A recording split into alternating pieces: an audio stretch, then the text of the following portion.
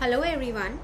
In this video, I want to talk about a specific type of classification algorithms that are known as decision tree based methods.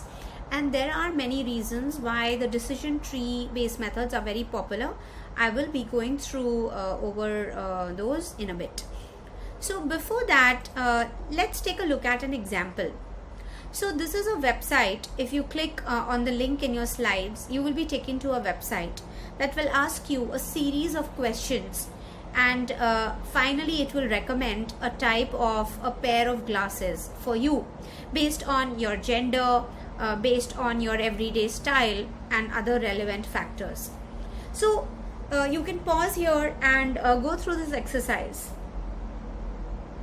After going through this exercise, you can ask yourself that why were a set of questions asked and how was the sequence of questions decided, and finally you can even evaluate the recommended glasses, whether it is something that you would have preferred or is it something that doesn't work for you. So basically what you saw just now was an example of a decision tree where a series of questions are asked and finally a type of a recommendation, which is an output, is made for a particular instance of data. So let's take a look at some other examples. So in this decision tree that you see on this slide, the decision is that whether you should go out to play or not based on the weather outlook for the day. So the outlook of the day can be sunny, it can be overcast, and it can be rainy. If it is sunny, then you can ask another question, whether it's humid or not. If the humidity is high, then the answer will be no, don't go out to play. And if the humidity is low, then you can go out to play. So you see that starting from here, which is known as the root node, which is your entire data set basically, you are asking a series of questions and you are creating branches in your tree. Finally, these are known as the leaf nodes, the ones that are colored in gray, and these are basically the value of the outcome that you have for a given record in your data. Another reason why decision trees are very popular is because decision trees are very easy to interpret and they clearly represent the decision making process. Like in this case, first asking what is the weather outlook for the day, and then subsequently asking other relevant sequential questions to finally make a decision, which is not the case with neural networks and SVM, which are some of the other classification algorithms. Now let's talk about different types of decision trees. So there are two types of decision tree based on the data type of the outcome attribute.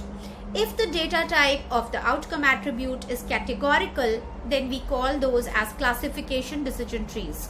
Whereas if the outcome attribute is continuous numeric, then we call it a regression decision tree. Together, these are called as CART, classification and regression trees. But in this course, I will only be talking about the classification decision trees where the outcome attribute is indeed a categorical target variable.